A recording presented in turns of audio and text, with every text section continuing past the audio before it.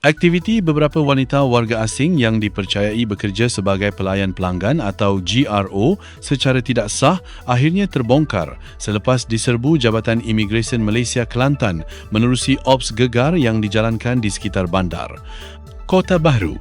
Dalam operasi tersebut, seramai 7 wanita warga asing berjaya ditahan selepas dipercayai menyalahgunakan pas lawatan dan permit yang dimiliki untuk bekerja di premis hiburan. Kesemua wanita berusia antara 20 hingga 40 tahun itu dipercayai aktif menjalankan pekerjaan sebagai GRO bagi menarik pelanggan di beberapa lokasi sekitar bandar ini. Menurut Pengarah Jabatan Imigresen Malaysia Kelantan, Gari Belayong John Siki, hasil pemeriksaan mendapati 6 daripada wanita yang ditahan merupakan warga Thailand, manakala seorang lagi adalah warga Laos. Beliau berkata, operasi dijalankan hasil risikan serta pemantauan pihak imigresen selepas menerima maklumat berkaitan kehadiran warga asing yang dipercayai bekerja tanpa kebenaran sah. Selain penahanan wanita terbabit, pihak imigresen turut menahan 3 lelaki warga Myanmar yang dipercayai merupakan pendatang asing tanpa izin atau parti. Kesemua mereka gagal mengemukakan dokumen perjalanan dan permit kerja yang sah ketika pemeriksaan dilakukan.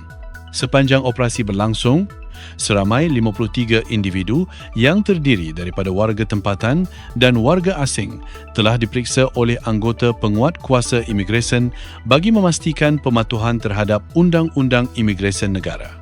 Menurut pihak JIM Kelantan, semua warga asing yang ditahan telah dibawa ke Kompleks Imigresen Kelantan untuk tindakan dan siasatan lanjut. Mereka disiasat di bawah Seksyen 61C Akta Imigresen 1959,63 kerana memasuki atau berada di Malaysia tanpa dokumen sah.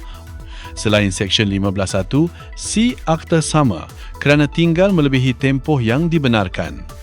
Turut disiasat ialah kesalahan di bawah Peraturan 39B Peraturan Imigresen 1963 yang melibatkan penyalahgunaan pas atau permit yang diberikan oleh pihak berkuasa. Dalam masa sama, Jabatan Imigresen Malaysia terus mempergiat operasi penguatkuasaan di seluruh negara bagi membanteras kegiatan warga asing yang bekerja tanpa permit sah termasuk di pusat hiburan, restoran dan premis perniagaan lain. Operasi seperti Ops Gegar dilaksanakan secara berkala hasil risikan serta aduan awam. Pihak imigresen turut memberi amaran tegas kepada mana-mana majikan dan pemilik premis supaya tidak menggaji warga asing tanpa dokumen lengkap kerana tindakan undang-undang boleh dikenakan termasuk denda dan hukuman penjara jika sabit kesalahan. Itu sahaja laporan kali ini. Terima kasih kerana menonton dan jumpa lagi dalam video seterusnya.